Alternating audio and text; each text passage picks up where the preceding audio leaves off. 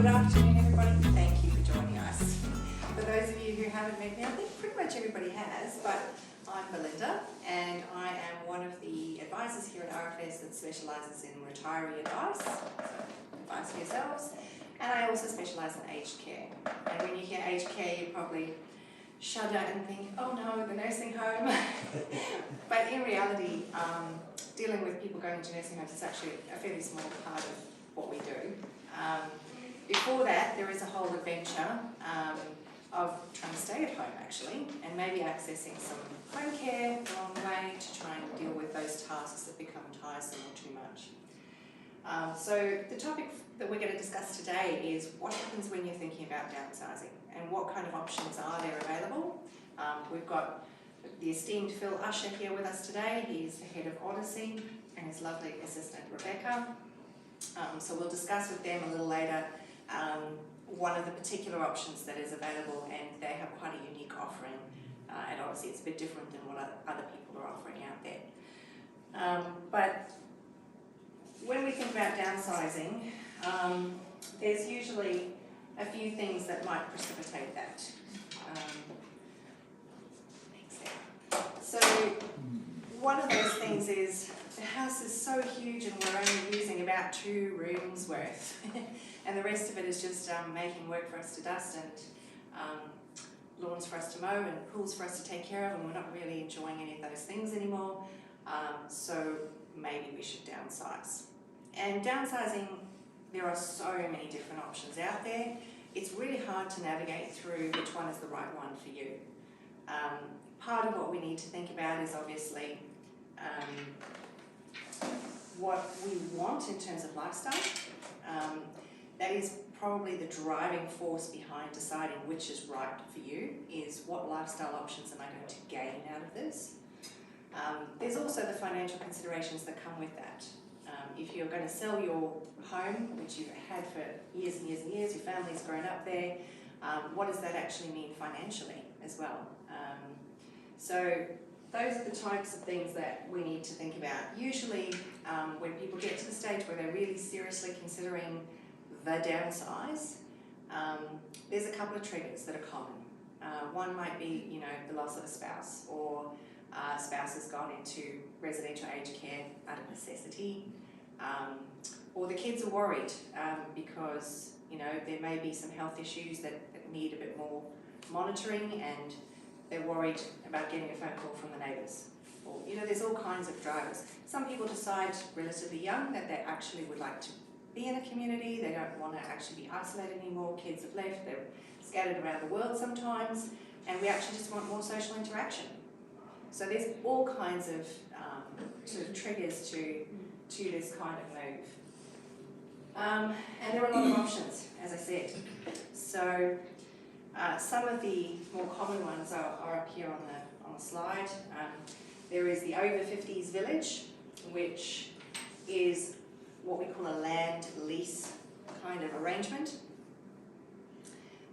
That's one where you don't own the land, but you own the house that's on it, or the dwelling that's on it.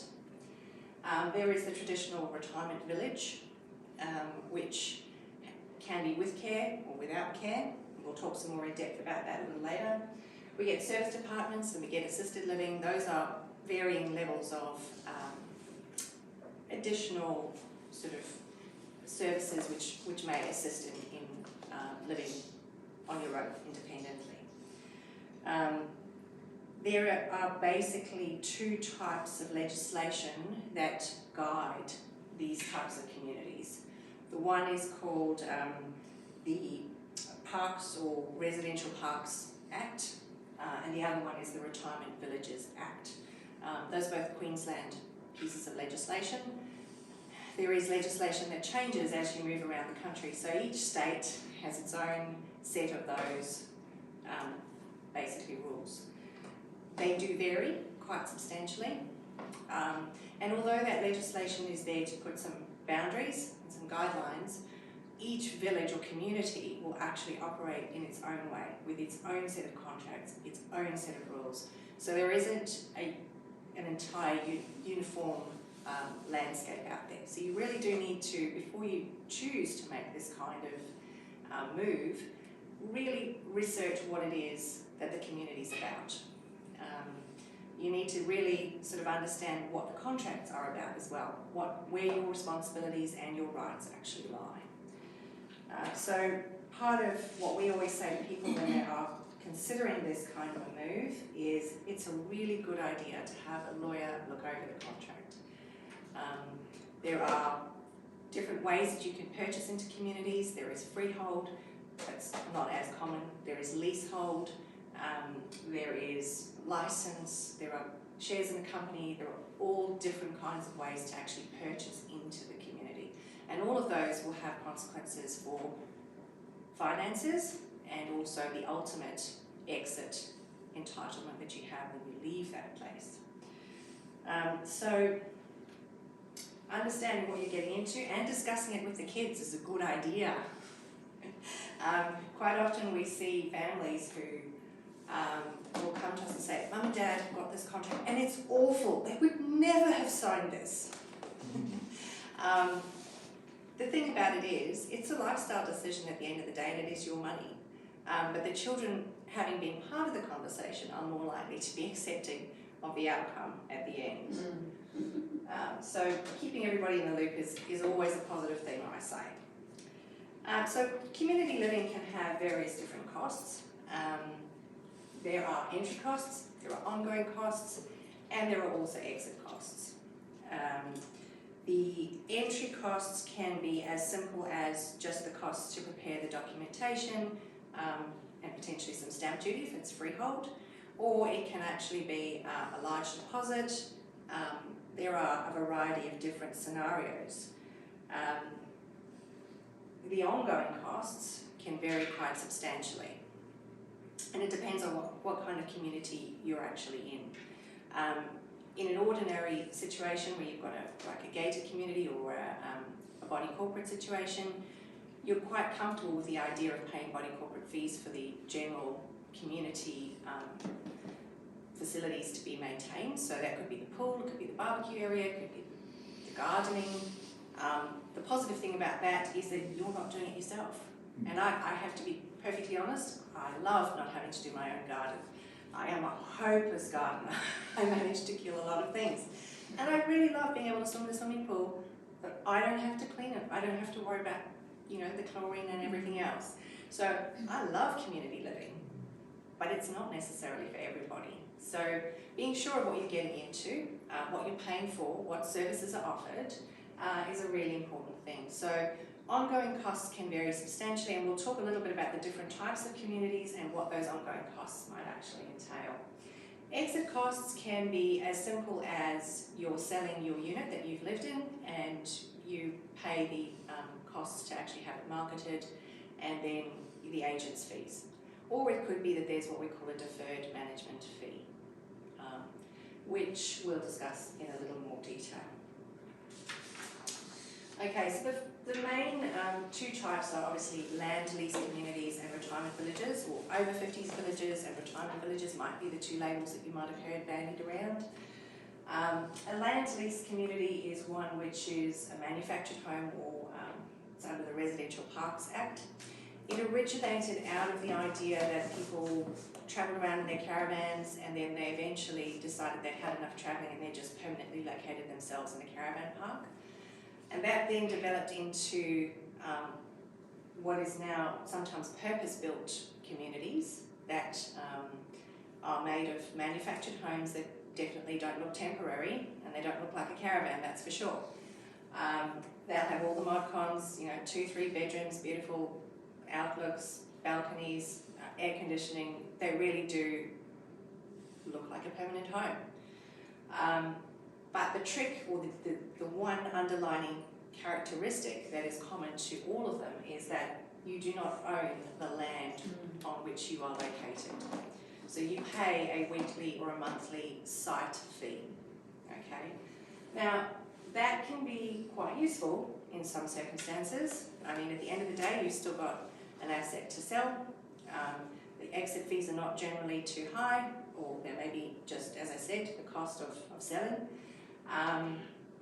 And you may actually even be able to get some Centrelink rental assistance because you're basically renting the land on which you're living.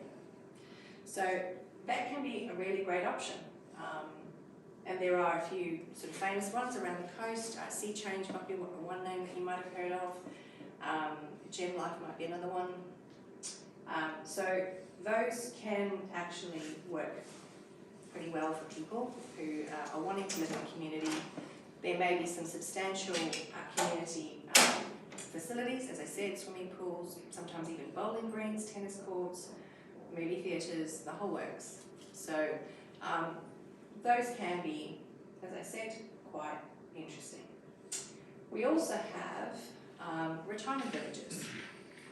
In retirement villages, it's a different set of legislation.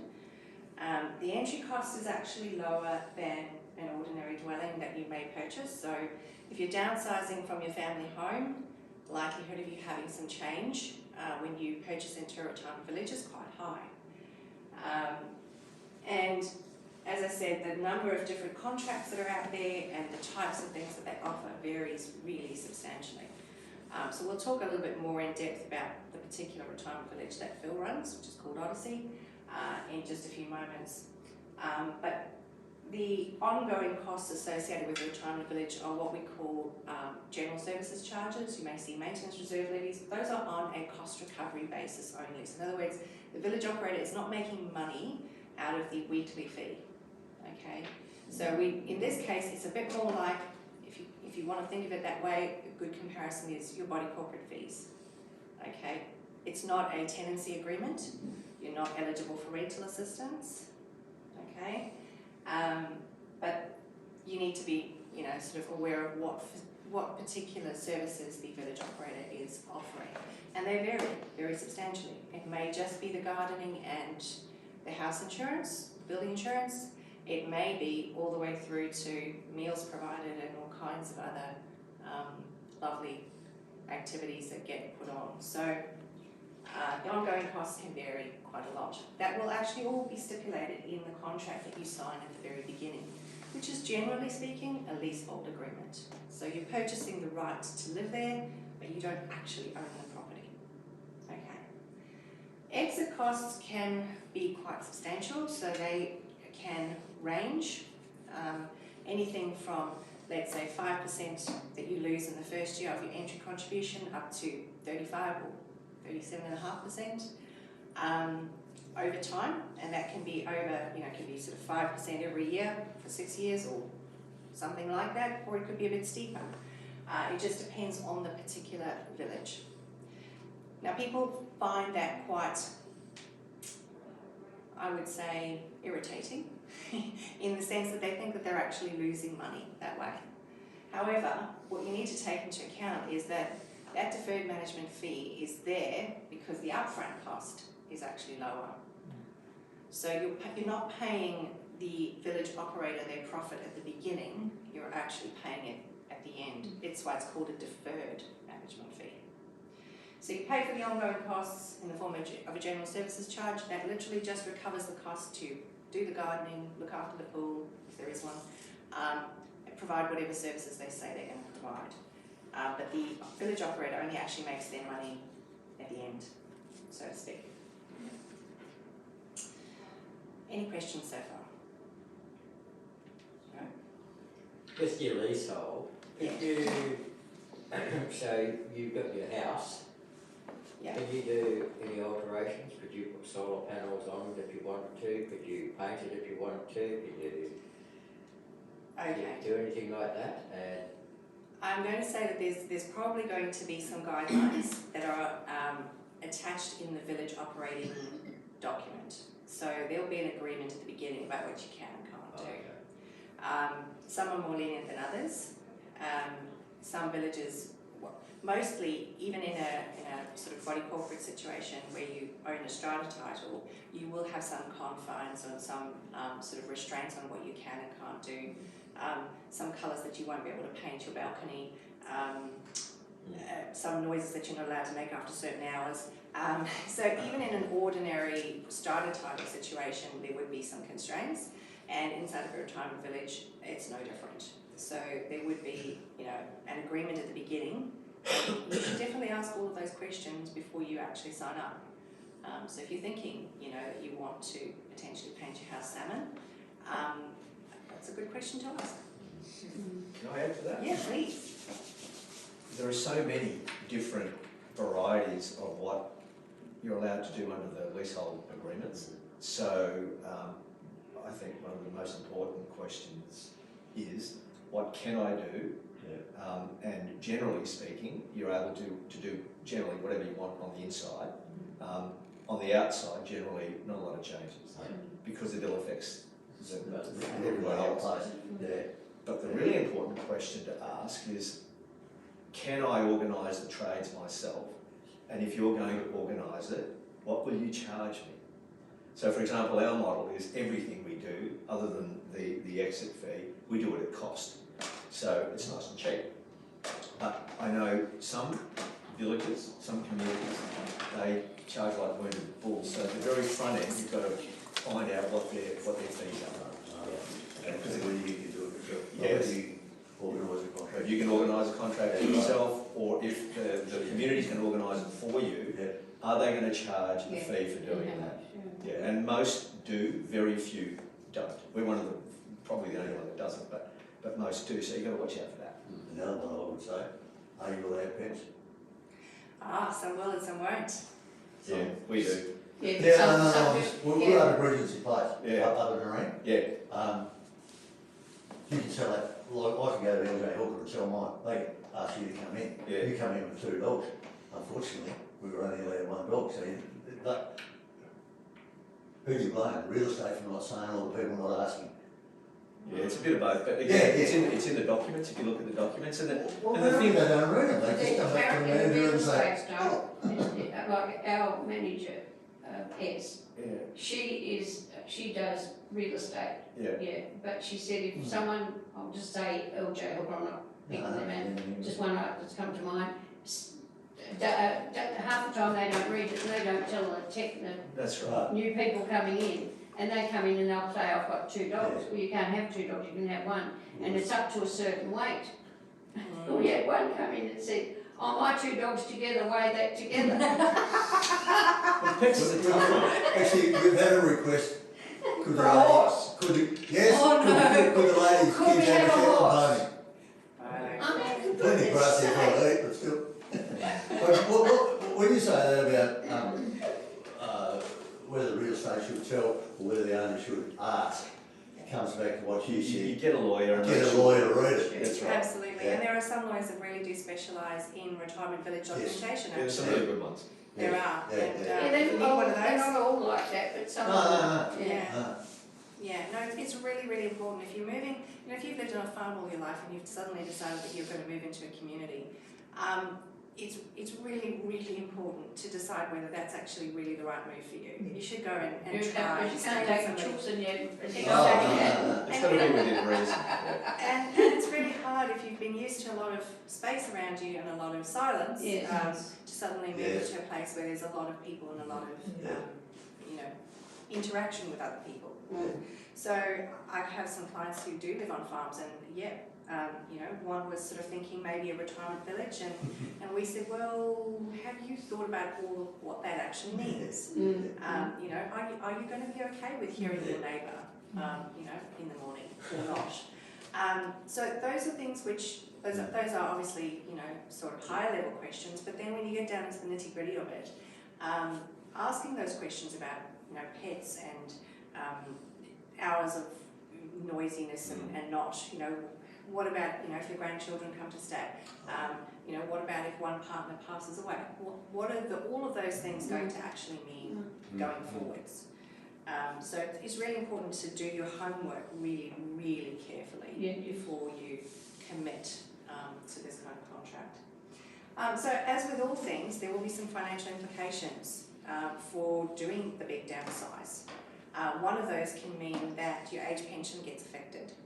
So if you're on the age pension and you're selling a house that's worth a lot of money to move into something which has a lower entry contribution, which it generally would, you may be left with some more money in the bank. Obviously you can invest that money, and you're more than welcome to come and talk to us about that. but there may be some social security implications for that. All right, so that's the question to ask before you sign on the dotted line to say, yes, this is what you're doing. The other question I get asked quite often is, I'm purchasing a leasehold now. Does that mean that I'm a non-homeowner for Centrelink purposes? And the answer is, well, you may be, and you may not be. So even though you're purchasing a leasehold, that is actually a reasonable tenure, that's what Centrelink calls it. And whether or not you consider a homeowner or a non-homeowner is dependent on how much your entry contribution is. And there is a line in the sand. So the way that we work out what that line in the sand is we take the thresholds for the homeowner and the non-homeowner, we subtract them from each other, and we get what we call the extra allowable amount. At the moment, that is $224,500. So if your entry contribution into a retirement village is less than $224,500, you will be considered a non-homeowner. That means that your social security thresholds are the non-homeowner ones, okay? Doesn't make your payment rate any bigger. It just means that the thresholds for the assets that you can have are slightly different. If you purchase for more than $224,000, you're going to be classed as a homeowner. Okay. If, however, you are a homeowner who happens to live in an over 50s village where it is under the Residential Parks Act, and you're paying site fees of the right amount, and you're eligible for age pension, you may be eligible for some rental assistance as well. What we had asked is, well, can I do the downsizer contribution? If I've sold my house, can I get some more into super? And the answer to that, come on in. Hello. Oh, that's great. It's all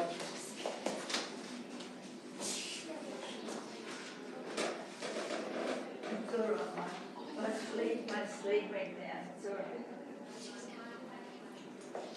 Thank you very much, Charlie. You choose.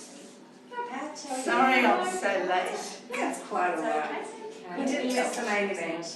Did you want to sit here, Pat, is that alright, or would you prefer to sit on a lower chair? Oh, I'll go over there. Yeah, of course, please, Pat, yeah, it's okay. Pat, did you want a water? Kids with the inheritance that doesn't apply to you. Oh, that's yours, I'll go in this No, one. it's okay, well, it's up to you. I don't mind. It's No, all no, right. is that okay? I just Right, might. that's why I said, give her a hug. Well, I hope you don't think my famous old girl. Very nice. Say, yeah, thank you. Aww. Excuse me. Not yet. There we go. It's all right. Okay, so if I'm downsizing, can I add some more to super? Well, that's slightly complicated. Potentially, yes. So the government, in its wisdom, decided that seniors who would like to downsize their principal place of residence or their main home, their family home, and move into something smaller and free up that space for younger families, they should be allowed to add some more into super. So there are a few criteria that you have to meet in order to be eligible for that downsizer. Age is generally actually pretty good. You can anybody over the age of 60 can actually make a downsizer contribution. So even if you're 90 or 95, you can make a downsizer contribution. Even if you don't currently have super, but you're eligible for under the other criteria, you can actually make a downsizing into super. Okay. So what are those criteria? Well, the first one is you need to have owned your home for 10 years. Okay, it needs to be your main residence, so it can't be an investment property. It can't be a boat or a caravan or any other kind of demountable home. Okay. And you have to be obviously a citizen or a permanent resident. And you can't contribute more than what the total price is that you're getting for your house. So if you sold a $2 million house and you're only purchasing into a retirement village for, let's say, $700,000, you've got $1.3 million extra that you've got sitting there, you might each be able to contribute $300,000 into superannuation. Okay, so there are some quite nice incentives to actually downsize, not that that's usually the sole incentive. Okay, any questions so far? Oh, you didn't, did you mention the one about the will? Oh, the will. Okay, indeed. Well spotted, Joy. Okay, so do I need to update my will just because I'm moving? Well, potentially and potentially not. If you have a will where you have left particular items to particular family members, so let's say you've got a big share portfolio and you've got a house and you leave the house which has an address listed to one child and you leave the share portfolio to the other child, then yes, you are going to need to update your will. So it's always a good idea when there is a major life change just to go and check. Go and sit down with your solicitor and say, well, is this still what I want to do? Is this still how I want to do it? Is it still going to achieve my objective? At the end of the day, when you leave a retirement village, there is an exit entitlement which will go to your estate if you've passed away. So unless there are any other questions, I'm going to introduce Phil Usher. Phil is the founder and CEO of Odyssey, which is a retirement village or retirement community. And his particular offering is rather interesting. So I'm going to have a seat with Phil and Rebecca, and we're going to have a bit of a Q&A session, so feel free to ask the questions that you would like. So some of us would have seen Phil on TV, heard him on the radio for CRB, talking about Odyssey and about retirement communities. Tell us a little bit about how you had the vision for Odyssey come about. What started it for you? In 2002, I sat down with my mum Betty and said, Mum, we've got to start thinking about, what things need to look like because you're getting older. Mum was about, she was about 78, I think, at that time. And so I had a look around. This was, as I said, in 2002, and thought I knew what was going on out there, but worked out I didn't. But I remember clearly Mum sitting me down saying, listen, I tell you what I don't want. Don't want to be told what to do. Don't want to not be in control. I want to be in control. I want to bring Honey, who's the dog. Now, I know some people like pets and some people don't, but for Mum, Honey was the new me. So no Honey, no Mum. I know that at some point in time I'm going to need care, but I do not want to be on a conveyor belt where I go from here to here to here to here. And I don't want anybody washing my delicates. I want to be independent as she could be. And if you ever put me into one of those aged care facilities, excuse the language, I'm going to tan your ass. Mum was a country girl. Yep. So I've gone, that's got to be easy enough to find. So off I went, and I couldn't find it at all. So then, I like to think I'm a half reasonable son. I had a block of land up at Roachdale, and I said, tell you what, it doesn't exist. And I'll tell you what else, because I went and sat in the Roachdale Shopping Centre, in the Underwood Shopping Centre and a few others, and I asked everybody, like Pat that came by with a Zimmer frame or something like that, hey, how would you like to see life for you going forward? And they all said the same as Mum. Everybody did. So I figured, well, I better make one.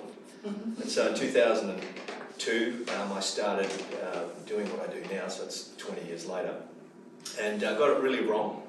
I got the bit right about sort of respecting my mum for what she wanted, but had no idea about care, had no idea about anything. But the thing I did learn is that when your mum starts with you and it's just retirement, well, as she needs care, right, you can't kick her out because she's going to tan my ass, right?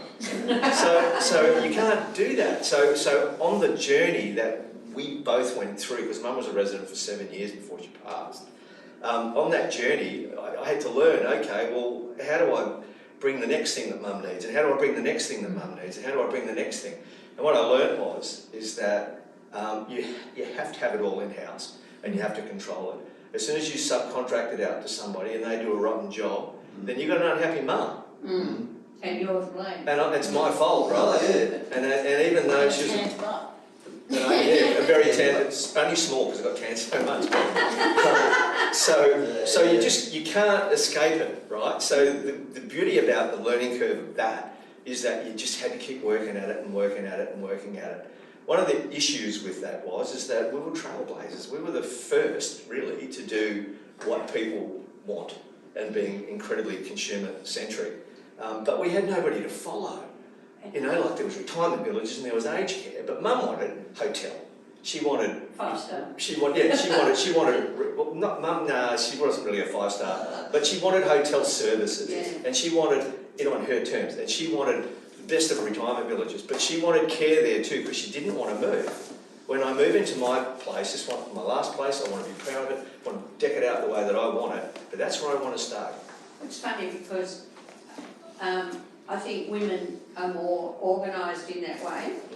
Your father, on the other hand, like a man, they don't quite need that. Well, they don't think they need all that. Well, we spend most of our time in our shed. It's immaterial to them. Yeah. Because when I said to Ken's father about different things, oh, I don't need that, I'm not paying for that, I'm not going to have that. You know, and I thought, okay. But you know, the interesting thing with my mum was, it was really, because I had to bring her over from Western Australia, and she was really kind of, I don't need to do anything, I don't need to do anything, I don't. But as a son, and there's quite a few of us in our family, big bunch of kids, you can see that she does, but she kept saying not. But then after a while of living with us, she's going, why didn't I do this years ago? Yeah. Because now, instead of my world going like this, my world has gone like that. Yeah, and then unfortunately in Mum's case, dementia started to set in, and it was a very sad scenario. So we've become very good at handling that sort of thing as well. Because again, you know, it's Mum, you've got to work it out. So it's you know, it's quite the journey. So most of you will be sitting here, and when I do speak to big forums of people in the industry, for example, thinking, you know, I don't really want to do any of this stuff, but you're the very few that are forward planners and intelligent enough to know that you need to think about it. Even if you don't like the idea of it, you need to know. You need to work it out. Because most people, believe me, most people are crisis management. Most people, what happens is, they slip on a piece of cardboard, That's so true. right, and then they end up in hospital. You were telling me about the gentleman that slipped on the cardboard. In the hospital says, yeah, look, I know that you want this and you want that, but you're here now and you cannot go home. You've got 2 weeks to find yourself a place to live, right? So you ring the kids up because nobody wants to talk about this, right? It's the first conversation you've had, right? Because they kind of want to respect you and you don't want to be told what to do, and all that stuff. And they go, geez, Dad, geez, Mum, we've got 2 weeks to find you a place. What do I do? What do I do? What do I do? And then you run the risk of ending up in a place, because it's the only place that's got availability, it's probably going to be an aged care facility, and excuse my language, they're shitty places, you don't want to go there. You've got to stay in control. You've got to make the decision while you're in control about everything. So it's all very clear, but most families don't talk about it, they don't want to talk about it. Most people aren't forward planners. I'd say about 10% are forward planners, unfortunately. Maybe say, only 5% that I see. Yeah, I'd say about 60% of what I would call lonely hearts. We've lost our partner, and we go through a grieving process, takes about 12 to 18 months, and then you realise you've got to get on with life. And then the balance of crisis. You know, so 10% at best. Think about it in advance. So congratulations for doing that. It's not a fun topic, but it's real. I think that obviously knowledge is power, like with anything. Even if you're not ready or you don't think that it's imminent or it's not going to happen to me, even if you just know what your options are and then put that information into a drawer for if and when you need it, that's really powerful as well, because then you go, okay, well, I know what my options are, I know what they look like for me, I know what it will cost me, I know what I can receive, I know what model appeals to me the most. Thank you, I know, that's it for them. So if and when the time comes, you know when you've got to start planning that move for your preferred option. I should probably start looking at this around kind of now, or, you know, if you, big thing to do is go and look around and see what is available. That's the way. But invest some time there as well. So for example, if you were thinking of Sea Change, go and spend some time at Sea Change. Go there and go to some activities there, or, you know, get a feel for the community, as our good friend says, feel the vibe. Yep. Get the vibe, see what it's like. But knowledge is power. And that's part of what I do as well, is I do a free aged care assist service, which is essentially that, just that tailored information and planning for what people's options are. Because it's not a one size fits all. It isn't, you know, as Belinda points out, there's so many different options. It's not a one size fits all, so you've got to kind of work out what's right for you. So why is yours different then? Because That's one of my questions. Okay. What is different about Odyssey than any other retirement village? Because there's lots out there. Because if you sort of, I'll break it down into bits, like unpack it as they say these days, it's a new term, let's unpack that. To unpack it, generally you have retirement villages, okay? And a retirement village is where you go when you're still able to do bowls and play a bit of tennis and stuff like that. But as you start to get the need for care, you can get home care organisations in, but be aware that if you book a home care organisation, they'll have a minimum charge and they'll get to you when they can get to you. It's not on your terms, it's on their terms, right? So that will happen for a while, but the time will come, irrespective of what that village says, they will want you to move. Or the hospital will tell you. Or the hospital will tell you to move. So then you got to go to an aged care facility, okay? So then you've got aged care facilities. Aged care facilities at the other end of the scale are where you go to a 4x4 room off a corridor normally. It's quite regimented, you know, this is when you've got to eat, this is when you've got to do this is when you've got to do that. It's very much a, most people see it as God's waiting room. Yes. Okay? So that's that end. But there's a stack of people in the middle that go, well, I want to stay at home as long as I can, which I applaud, I think that's the way to go. I'm going to get services in as long as I can, because I've still got mates and friends and all that sort of stuff. I'm going to do all of that. And I'm sort of going to step over the retirement village standard position, because I can tell you I'm never going to go to a retirement village. I'm going to stay at home as long as I can. And then you go to a place that gives you all the things that you had there and more, and that's us. So we have hotel services, whatever you want, you get. You'll pay for it, but you can have it. We've got all the best stuff you can get from a retirement village. Belinda's been there. It's pretty nice. It's 5-star accommodation, proper apartments. You know, they're nice, very nice. It's not rooms off corridors. We have our own care team, so you might not need it, but the day will come when you do. And then you don't have to move again. You're in your apartment. We just keep bringing the services. We've got 3 chefs. We've got a concierge. We've got 3 buses that are unmarked, because it's pretty not cool to drive around saying, I live at the old people's home. It's very much respectful, because don't forget, my teacher was Mum. Your mother. Right? So all the things that she wants is what we do, and we were the first in the country to do it. There's lots of people trying to copy it now. So what we've done is we've taken the best of this, the best of this, the best of this. We put it together because we understand, absolutely understand what you want. So we are very different in that regard, because we've got the best of everything really, and it's all our own people, all our own staff, our own culture. You know, we spend so much time. Every single person that comes to work in our organisation has a full day orientation, and I spend 2 hours on customer service with them, myself, the program I've written myself, to make sure they absolutely understand what the promise is, because you're my judge. And if you have a look at Google and have a look at our reviews, we have 5-star reviews. We're 38, we've got 100 residents, and they're all 5-star reviews. Or I know I've got one that was 4-star.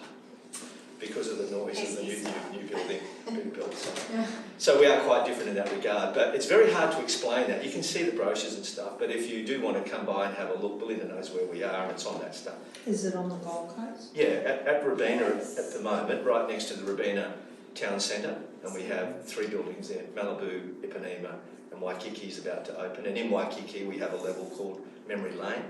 And Memory Lane is for our residents who, like Mum, their cognitive ability reduces, but we don't kick anybody out.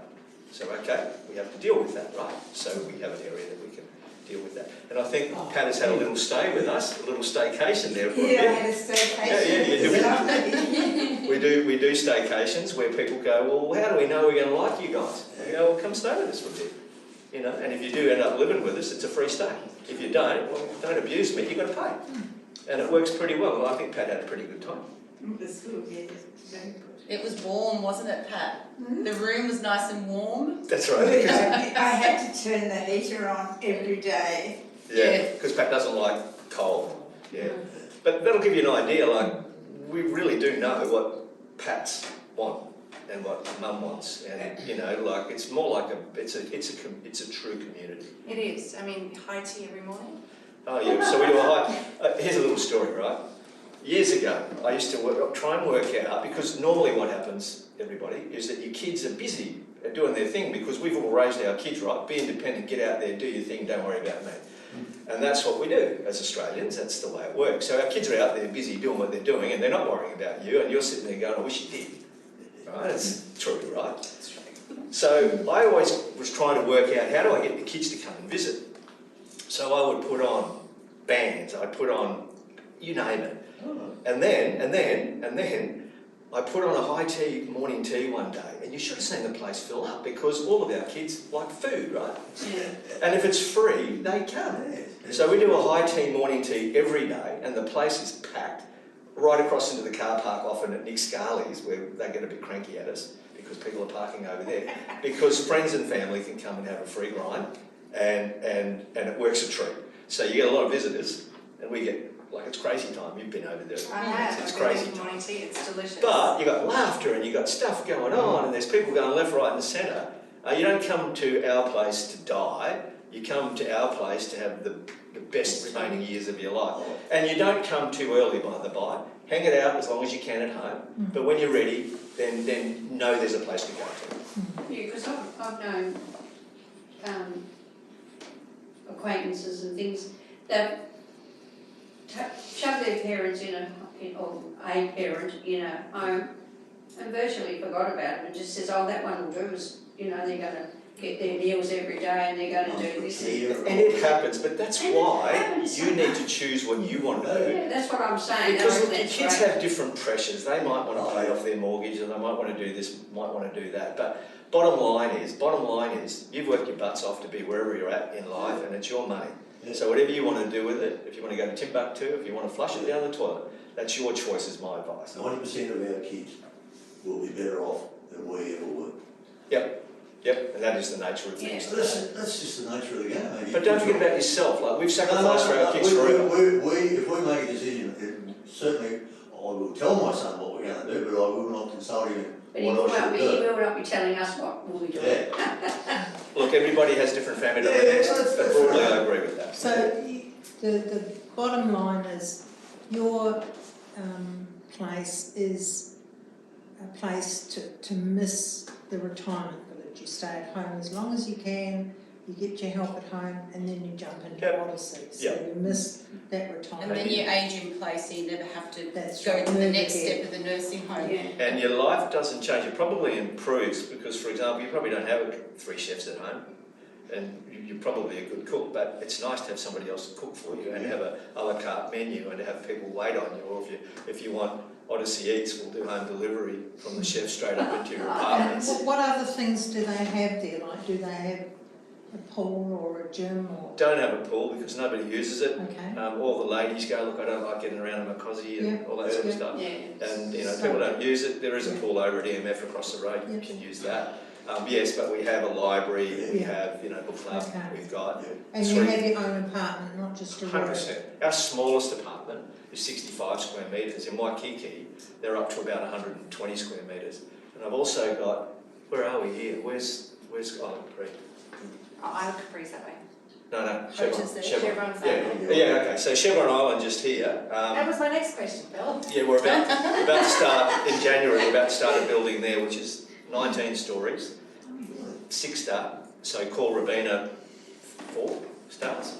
Wow. So this will be next And level. will that be Odyssey as well? Absolutely, and our apartments in there will range from about 75 square metres, and my largest penthouse is 428 square metres, with live-in quarters for the care team should somebody want that, and there are people that have got the capacity to pay for that.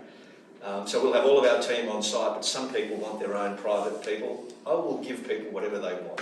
And when is Chevron to be finished? Won't be finished for 3 years. Yep. Yeah, it's a pretty big build. Yep. So Rabina is probably, I would say, the best there is. So Rabina is nearly finished. No, Rabina's It's done now. Malibu's finished in full. Yep. Ipanema is finished in full. Waikiki will be finished in October, and we're half accounted full. Memory Lane is more than half accounted full. Wow. And then I'm starting Biarritz, the Weather Block next door, and we're doing another one there. And if you're wondering why all the names, because I used to be in the surfing business a long time ago, and they're all the places that I'd surfed around. So it's kind of a bit of fun. So just in terms of, you asked about our points of difference as well. So say you're in the community, you've got a home care package, for example, and you bring in care in, you'll get care in chunks. Say even at the highest level with the level 4 home care package, it's worth about $53,000. If you swap those dollars for care, you might get about 14 hours of care a week. And what will happen is they'll come to your apartment or your home in the community for 2 hours a day and give you your care, and for 22 hours a day you're home alone, left to your own devices. And that becomes unviable more than likely. Yeah. In Odyssey, we can deliver that care in 5-minute increments. So now your 14 hours of care a week has gone 5 minutes here for your meds, 10 minutes for that, 20 for your shower, half an hour for this, and it spreads it all through the day and night. Just using your home care package is quite viable to all the way through to palliative care in your own home. And even if you didn't have a home care package and you needed care, we only charge in 5-minute increments. So if you had a personal carer come in just to help you with your medication or set you up for brekkie, we would only charge you 5 minutes. It's all at cost. Same with our meals. There's chef prepared meals. That. We are the only people in the country that charge care at cost. Okay. Only people. Anybody can work out why that is? I said before that I talk at various different conferences, and I went to the Leaders Summit year before last year, and there's all the CEOs around the country all sitting in there. There's about 900 people in the room. And the first thing I ask always is I go, so who out here in this audience is looking forward to living where they run, as in the business that you work in? Not one hand goes up, ever. Wow. Not one hand goes up. And I go, the fundamental reason that you don't, that the industry or the aged care side of things is doomed is because the consumer does not want what you want, and you don't even want to be in it. You've got a fundamental problem. And the biggest reason why that's a problem, getting to my point, is because aged care facilities make their money out of care. Now just dwell on this for a minute. So if they only make their money out of care, what services do they need to cut if they want to increase their bottom line? It's got to be that you don't get as much care as you need, because that's the only way they make money. So what kind of... The higher your care needs, the higher their fee that they get from the government. That's right, and they apply, you don't control it. No. If you're in an aged care facility, they get paid, the sicker you are, the more they make. Yeah. It's just wrong. The sicker you are, the more they make, because they're in control of the money. To the tune of around $400 a day per person. It's a lot of money when you add it up. But if you've got a home care package, the way that it works with us, you keep your home care package, and guess who's the boss of that? Yeah. You are. We are. Yeah, but what a hypocrite I would be if I said I'm going to make money out of care when I'm saying to the aged care fraternity, this is just wrong. You can never be on the same page as the consumer if you need them to be sick. They don't want to be sick. They want to be well. So we don't charge anything. We only make it out of our apartments. We don't make a cent on meals. We don't make a cent on care. We don't make a cent on anything. And we get our books audited each year, and you get to see them. So you can see that our promise is true. And what that means is, as Beckham was saying before, that your dollar goes further. So if you've got a level 4 package and it's $53,000, it's say 20 hours. Well, with us it's going to be 35, 40 hours, because you're not getting skinned. You're not getting, the ticket's not getting clipped. We don't charge on internet. We don't charge on telephone. We don't charge on repairs. And whoever was asking about if you want to make alterations, we don't make money on anything. When somebody leaves and we repaint the apartment, it's at cost. Everything's at cost. What you've got to watch out for out there is most people will have embedded networks for their telephone. They'll have embedded networks for their power. They will be clipping the ticket on everything. And it's something you've got to be really mindful. And that's where guys like this kind of know where to guide you, where you're not going to get stung. And I'll cut you off this. Go ahead. If you have a couple, Yes. and one needs more care than the other, say one of your partner has dementia to a certain degree, are they separated, or they stay in the same apartment? There's varying different degrees. If you go into the aged care industry, if you're low care and you're high care, they will split you up, and you'll have to pay double the money. Right. You won't get in if you're low care because you don't have enough funding. Yeah, and they'll go, oh, we don't have an apartment because we're full. But it's not because they're full, it's because you don't make them enough money. So with us, we keep couples together, right? So you stay together, always together. Now, if one of that couple gets demented to a certain degree, we can manage that and help in the apartment. But there will come a time when that person needs to go to memory lane, but at least you're in the same community. But if a partner passes, then the other partner, just like you just stay on. Except, instead of being isolated out in the community and sad, like my mum was, you've got a whole pile of friends that you've made that are a similar age and similar interests. And so you have, like Norm, like Jill passed away the other day, that he had so much love around him that he wouldn't have had if he was living in an apartment somewhere else. But he was very thankful for that. This is why I married her. That's the question I was going to ask. Yeah, like I say about what she said. The only thing I would add, your apartments are look good locks on the door, because when you get dementia, you could go anywhere. Yeah, so you can manage that. So yes, they all do lock, although most of our residents don't lock their doors. We haven't had any theft, so that's a good thing, but you can, of course.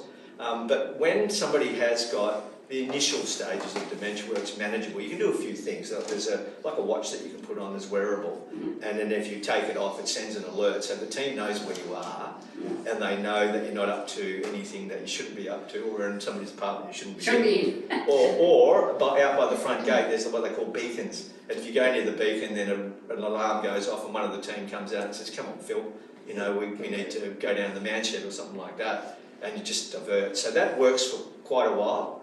But at a point in time, then our memory lane is designed for people that are past that point where they're probably not remembering anyway. What they need is someone to be careful with them so they don't come to grief.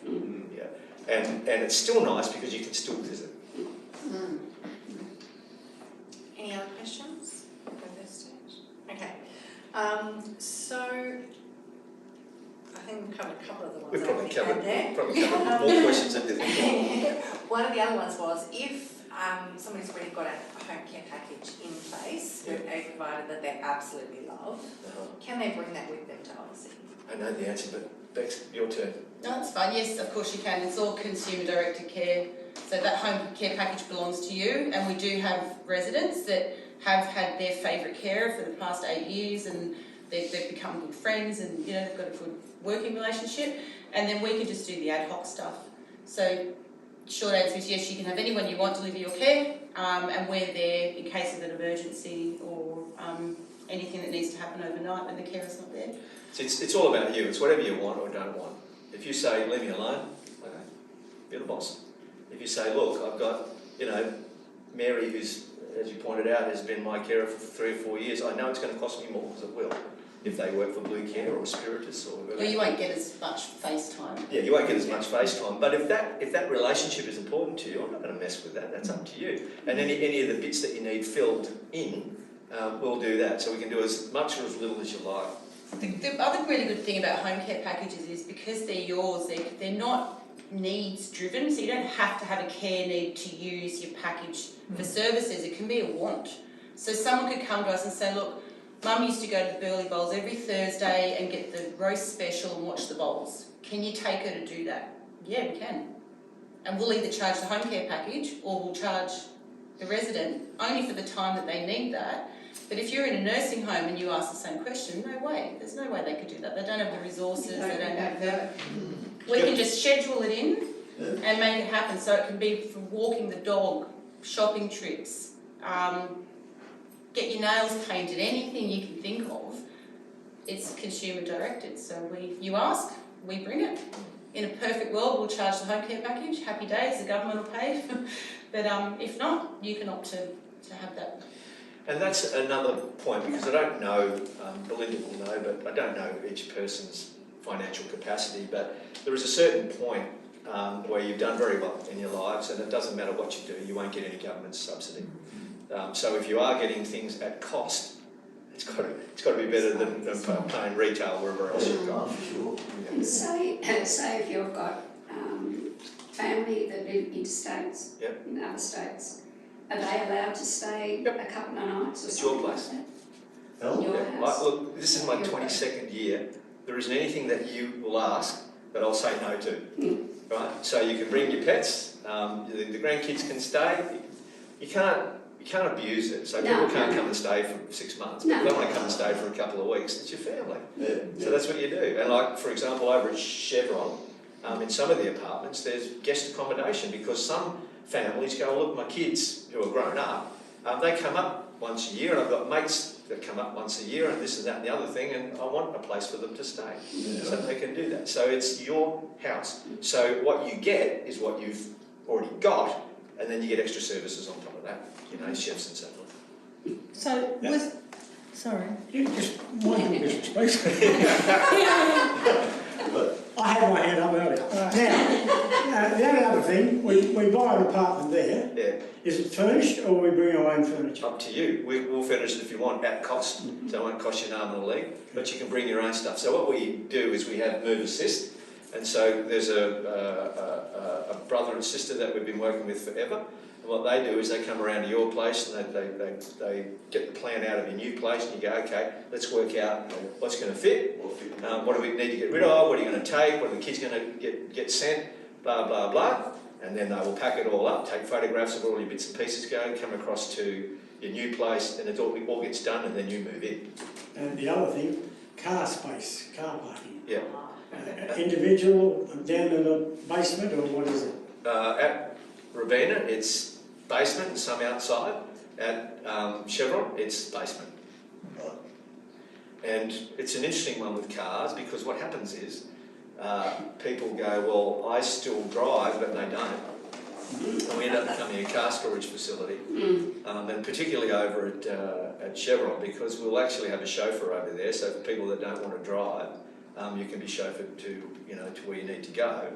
So I always ask people, please, if you need the car, but please use it. If you don't need the car, get rid of one of them at least, because it's not fair on the people that do. But usually by the time rego and insurance It's pops up, they go, oh, I haven't driven for 6 months, get rid of it. But the question to that, you buy an apartment, do you buy separately a car space? No, it's like a licence for the car space. Yeah, so the car space is, I can't remember how much it is, but it's X amount a month. And it's enough that it's not too expensive, but it's enough for you to not use it as a storage facility. Yeah. And do you pay like a body corporate on the apartment? It's called a general services charge. So your general services charge with us, as Belinda was pointing out, I can tell you what's in it. Other people have different things in and out. So with us, it covers your insurance, it covers your community power, it covers your 3 chefs, it covers your concierge, it covers your receptionist, your manager, and all that sort of stuff. Breakfast and high tea. Yeah, breakfast and high tea, thank you, because I forget that stuff. But one of the key things with us, which Belinda knows, is that we have a GSC that is set for life, because what can happen, like body corporates, you move in this year, next year the bloody thing goes up by 30%, you go, well, what happened there? So we set it, and what it is, that's it, it's set for life, so you can budget on it. And does that include like your water bill and all that? No, you'll pay for your own telephone and internet, but at cost. I don't make a thing on that. Telephone, internet, electricity, and water. No, I think the water's actually included, and we heat the water. I don't think is anything else. No, because it includes your rates. Yeah, your rates are in your community electricity. So, and it's with us, it's $300. Now, if you work a week, now if you work out what it costs you, is it a week?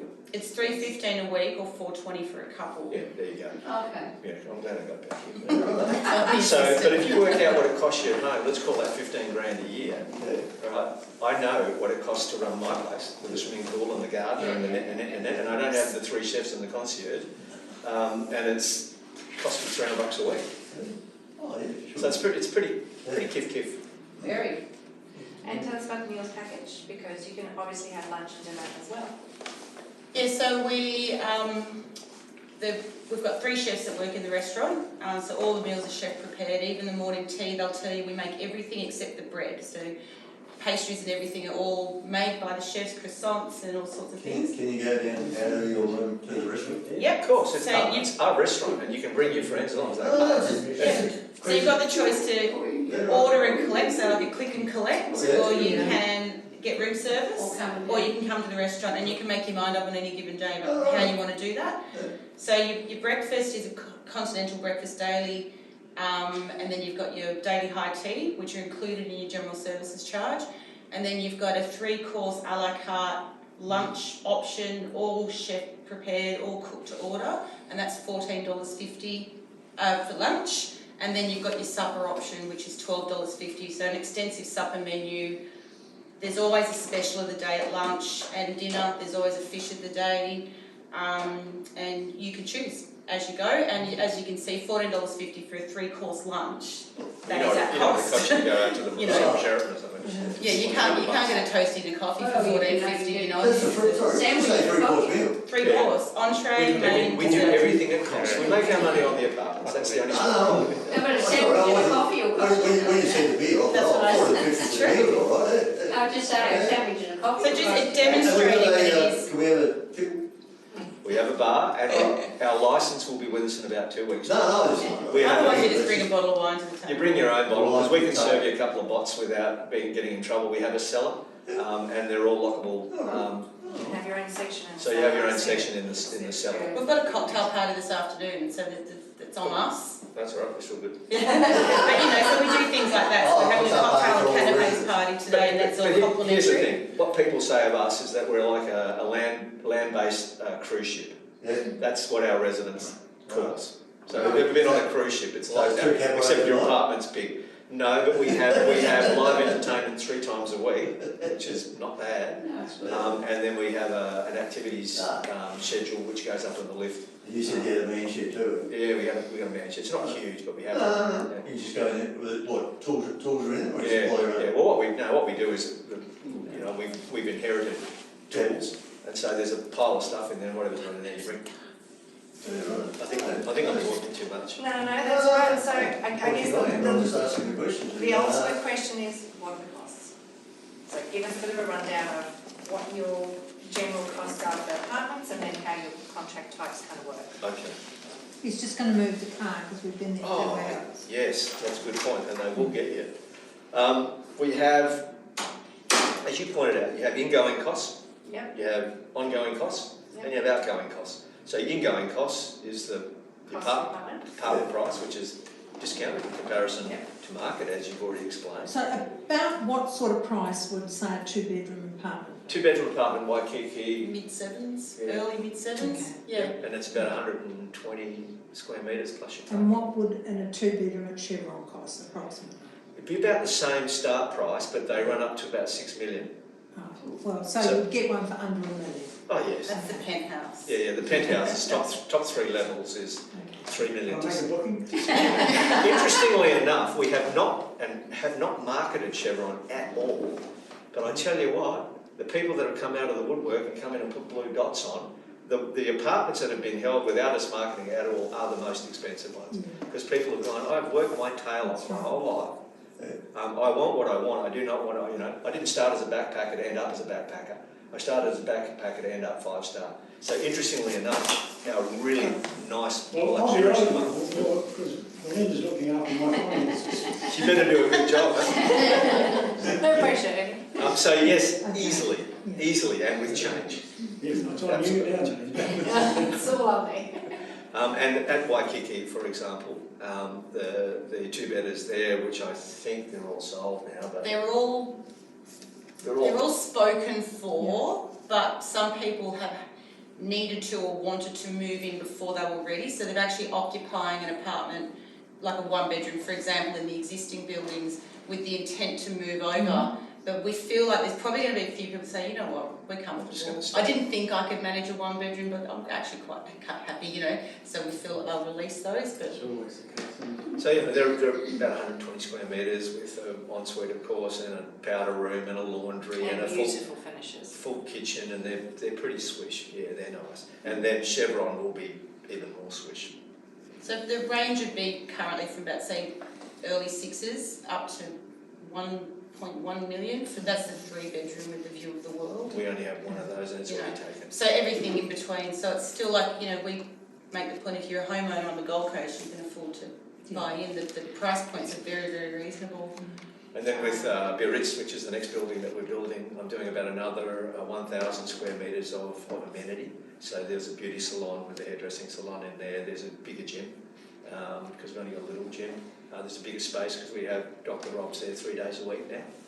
So there's a little bit more room to handle those kind of things. What else are we doing over Cinema? there? Yeah, we've got a cinema over there. Billiards room? Yeah, billiards room, thank you. Wow. And a few other bits and pieces. I've asked for a rooftop bar. We've done a rooftop barbecue and bowling green. Bar, BQ. I want the bar. We might put a bar up there. We've already got a bar over in the restaurant, but we might put a bar up there. Thank you. Okay, so we've talked about entry costs, we've talked about ongoing costs. Yep. What about exit costs? Exit costs, okay. So we have a deferred management fee. And some people go, oh, deferred management fee, don't like the sound of that. But as Belinda pointed out, deferred management fees were brought into play because people sometimes find it difficult to afford to buy like for like. And generally people want a bit of money left over to do various different things. So what the deferred management fee does partially is it recompenses us for the price being low. We get paid later, basically, use now, pay later. But we have 4 different options. Option 1 is if you don't want that, well then you can pay your fees up front and you get a discounted price, and then when the place sells, whatever it sells for, it's all yours. The deferred management fee version is if I'm helping you by discounting it at the front, well when we sell it at the end, well I get a bit of that too.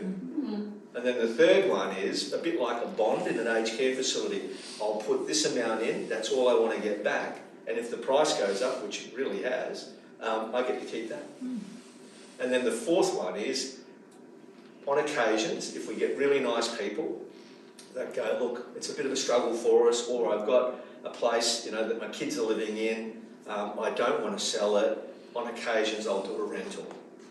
But that's by discussion. And on very rare occasions we get lovely, lovely people that come along that can't afford it. And for every person that says, I want to basically pay for everything up front, it's a bit of a Robin Hood thing. For every one of those I get, I can help somebody down here that really can't afford it. And we just sort of wear that. But I don't market that just happens. Okay. Yes. Next question.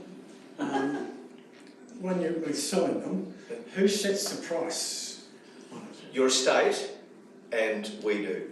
So for example, we're on the same page because with the deferred management fee, the higher the price that the next person pays, the more your estate gets and the more that I get. So so we're not at odds with each other. Fair enough. Yeah, so we have a conversation. An aunt of mine was in Domain, Yeah. and when it was come time to sell, they sold it for her at the price she bought it for 10 years earlier. Wow. But they sold it to themselves. Yeah. Then they sold it on. Yeah, That proper. price. No, that's, you've got to watch out for. There's a lot of sneaky stuff goes on. I can give you a list of different organisations that do that. Doesn't work like that with us. So if the estate, like if your kids can't agree with us on the price, then a third party sets it. I've never had that in my 20 years because I'm on the same page. No, we don't do that. Our contracts don't allow us to buy it back from you to sell it at a profit. Whatever we sell it for, we share that. And so there is sometimes not actually the option to share in the capital gain. So Aveo is what you're talking about, Ernie, and if you're moving into Aveo, you're not sharing in any kind of capital gain.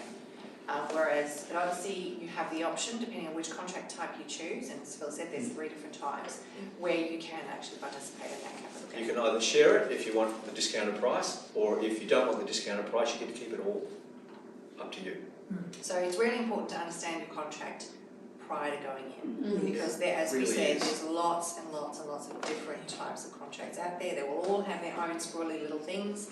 The legislation is not so prescriptive that you're kind of all going to have a similar kind of contract. Yeah, it's pretty, it's sort of drilling down a bit too far, but there's an organisation called the ARQRV. They're like the watchdog of the industry. So what I did all those years ago when we were doing our contracts, I went and saw them. And I said, look, what are all the problems you have? Because I don't want to have them. And so they helped us draft the contract.